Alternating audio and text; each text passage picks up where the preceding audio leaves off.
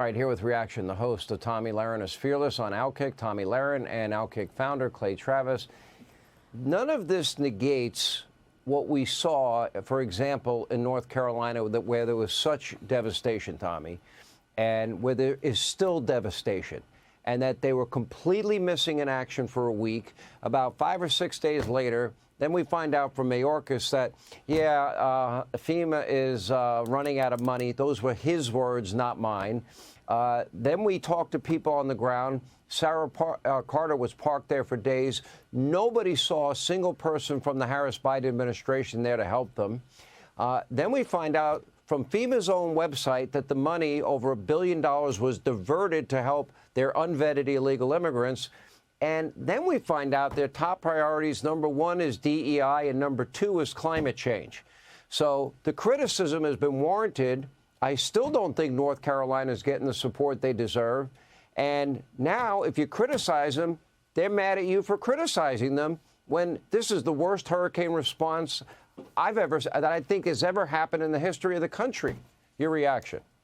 Well, this is the same song and dance from the Biden administration through and through. When people are struggling, they simply tell people that what they're going through is not happening. And they're more concerned with what they call misinformation or disinformation, meaning the narrative not looking good for Democrats, than they are about people suffering and struggling. But I'll also say this. If your state is going through a natural disaster, you want Governor Ron DeSantis to be your leader. He doesn't have time for Kamala's shenanigans. He doesn't have time for her trying to get her moment of spotlight. He's busy taking care of the people of Florida. That's his responsibility, and that's what he does with every disaster, whether it be COVID or whether it be a collapsing condominium, whether it be hurricanes, natural disasters, tornadoes. Ron DeSantis is there. He's getting the work done. And Kamala is busy doing Call Her Daddy podcast. Maybe she got that confused and now she wants to call DeSantis, but he doesn't have time for her phone call. He's busy taking care of his people.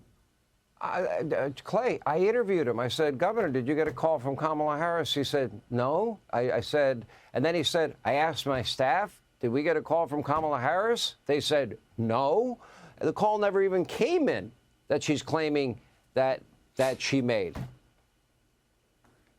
Well, does it surprise anybody that Kamala would have the wrong number when she needs to try to get an actual job done? It doesn't surprise me. A couple of things here, Sean. I'm going to be in Asheville, North Carolina tomorrow. Our radio show leads right into your radio show. I'm going to be at our affiliate in Asheville. I'm flying in on a helicopter. I'm going to see exactly what's going on. I want to see it for myself.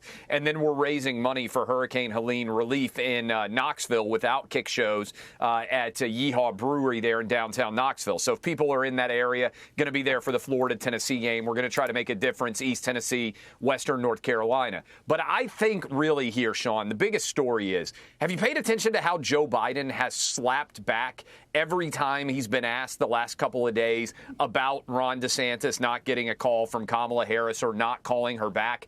This is one thing that I think Trump is 100% right on. I don't think that Joe Biden likes Donald Trump. We don't agree. I don't think most people would disagree on that.